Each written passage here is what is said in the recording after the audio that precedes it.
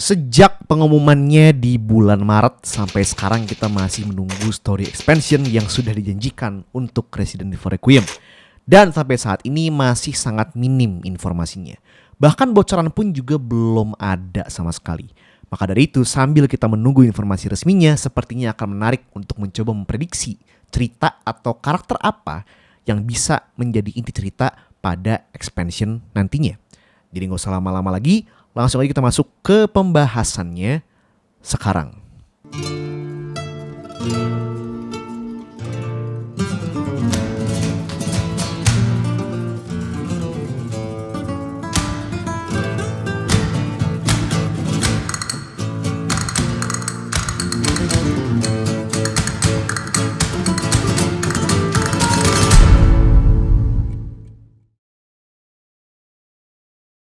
Kita mulai dari kemungkinan yang paling aman dulu ya, yang berarti karakter dari expansion ini bisa saja masih akan diisi oleh Leon atau Grace dan langsung melanjutkan dari cliffhanger ending. Expansion ini mungkin bisa membahas operasi atau satgas gabungan antara FBI dan DSO yang dipimpin oleh Leon dan Grace untuk menginvestigasi hal apa atau barang apa yang dipungut oleh tentara The Connections dari reruntuhan Ark. Expansion ini juga bisa menjadi kesempatan yang bagus untuk sedikit memperlihatkan perkembangan karakter Grace dan juga kesempatan untuk memperbaiki beberapa keluhan mengenai gameplaynya di story utama. Contohnya mungkin di gameplay expansion ini Grace akhirnya memutuskan untuk mengikuti pelatihan agen lapangan sehingga sekarang ia bisa menggunakan variasi senjata seperti shotgun atau SMG ketimbang hanya menggunakan handgun dan alat-alat stealth lainnya. Nah, agar tidak melupakan core gameplay Grace yang lebih berat pada stealth, bisa dibuat juga agar Grace itu bisa memiliki pisau atau senjata melee-nya sendiri dan tetap membuat musuh lebih mudah dibunuh menggunakan stealth kill. Sebagai balancing dan agar dia tetap terasa lebih lemah secara fisik daripada Leon, mungkin bisa dibuat agar variasi senjata Grace memiliki kaliber kecil atau alih-alih membawa batu asah, Grace harus mencari parts khusus untuk memperbaiki senjata melee-nya. Untuk Leon sepertinya tidak perlu terlalu banyak merubah core gameplaynya ya, yang dari awal sudah cukup fluid dan amat sangat powerful.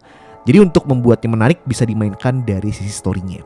Meskipun begitu cukup sulit untuk membayangkan cerita apa lagi yang akan terasa personal bagi Leon untuk saat ini, selain dari perdebatan nonstop soal cincin yang dia kenakan di ending. Jika kita bicara soal trauma Survivors Guild lagi, sepertinya ia sudah berhasil mengatasi hal tersebut dengan menolong Grace dan Emily. Kemungkinan selanjutnya, Chris dan Ada. Unlikely duo yang pairing up-nya sudah sangat gue tunggu dari lama. Hampir kita punya ini di Resident Evil Village, tapi sayang Ada harus di-cut. Kita ngomong soal campur tangan Chris pada kejadian Requiem itu sudah terasa dengan kehadiran Hound Wolf Squad pada ending meskipun minor. Jadi kemunculannya atau Hound Wolf Squad pada DLC pasti sudah menjadi tebakan banyak orang. Tambah dengan kemunculan Ada, maka juga akan memuaskan cukup banyak pihak menurut gue. Ini juga bisa menjadi kesempatan untuk menjelajahi dinamika mereka pasca Resident Evil 6. Mengingat baik Leon maupun Chris bahkan sampai akhir dari cerita Resident Evil 6 itu tidak pernah menyadari bahwa ada dua Ada Wong yang terlibat di sana. Keinginan gue pribadi, mungkin di sini bisa dibikin Ada dipaksa bekerja untuk Chris atau Hound Wolf Squad untuk sebuah operasi perburuan The Connections di bawah ancaman bahwa Chris akan membocorkan sebuah informasi yang mengancam kebebasan Ada beroperasi di wilayah yang abu-abu. Selain untuk membebaskan dirinya sendiri, Ada juga memiliki motivasi lain untuk membantu Leon atau bisa saja dia juga memiliki masa lalu bersama The Connections. Taruh Ada pada posisi playable karakter utama, sementara biarkan Chris yang menjadi radio support dan mission koordinatornya. Ibaratnya kayak Ada jadi Leon, Chris jadi Sherry lah di sini. Cameo atau supporting role juga bisa berasal dari beberapa anggota Hound Wolf Squad atau bahkan biarkan Leon muncul pada pertengahan atau ending cerita.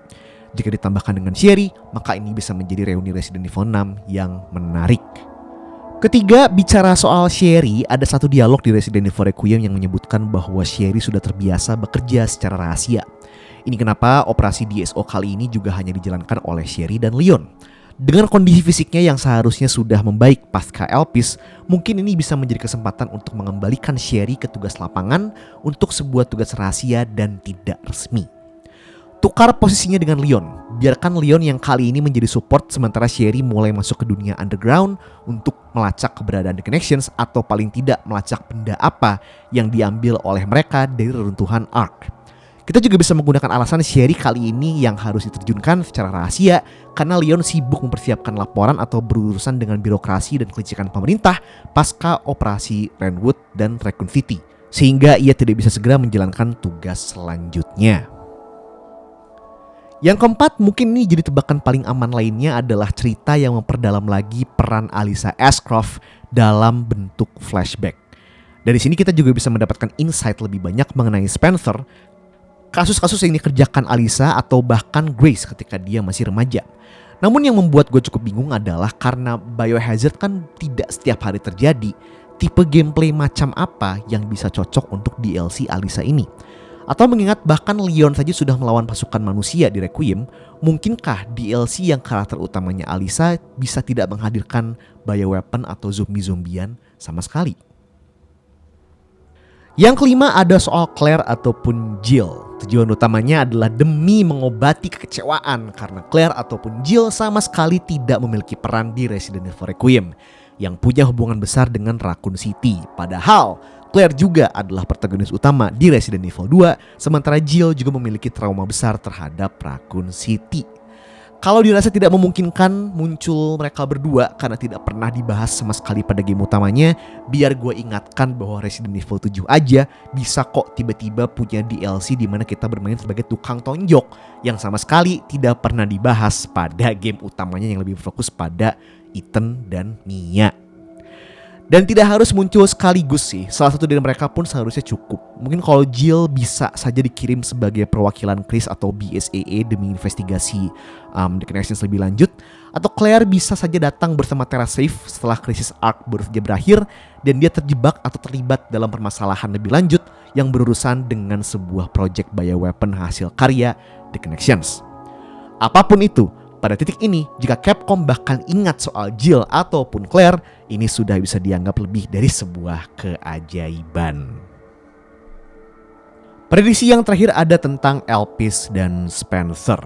Masih banyak perdebatan mengenai motivasi Spencer dengan Elpis. Siapapun karakternya pada expansion kali ini, sepertinya akan menarik jika akan ada sebuah cerita yang lebih memperdalam lagi soal penciptaan Elpis. Apalagi setelah mengingat bagaimana Gideon akhirnya juga berencana menggunakan Elpis demi tujuannya sendiri. Nah, apakah itu berarti antivirus ini juga memiliki potensi untuk dirubah menjadi sebuah tipe senjata biologis? Tapi bicara soal karakter mungkin akan menarik jika pendalaman soal Elpis ini dilakukan oleh Grace. Apalagi jika Spencer ternyata masih menyimpan segudang rahasia mengenai Umbrella dan Elpis. Ini bisa menjadi kesempatan menarik untuk memainkan emosi Grace sebagai anak angkat sang pendiri Umbrella. Apakah benar Elpis adalah penebusan bagi Spencer sebagaimana yang dipercaya oleh Grace? Atau apa mungkin saja Alyssa masih menyimpan rahasia lainnya yang berhubungan dengan Spencer dan waktu-waktu di saat Grace memulai transisi walinya dari Spencer kepada Alyssa? Dan jika memang Elpis memiliki potensi untuk dimanfaatkan juga sebagai senjata biologis, apakah dia akan menjadi sumber masalah baru pada Resident Evil 10 dan seterusnya?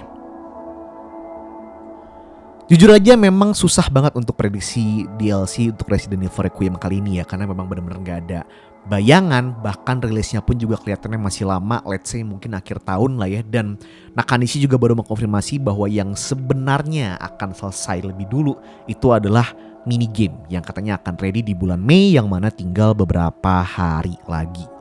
Udah gitu kita juga pernah mengalami ini di masa Resident Evil Village ya, dimana ketika sudah diumumkan ada yang namanya DLC, semua langsung berpikir wah ini kita akan berfokus ke Chris dengan Hound Wolf Squad.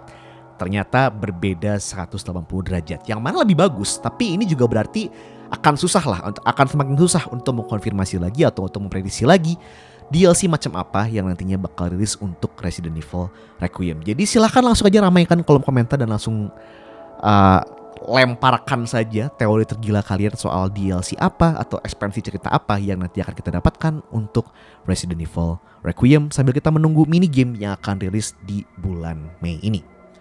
Segini untuk video kali ini. Gue Pak Gilstrik signing off dan thank you banget semuanya. Bye bye.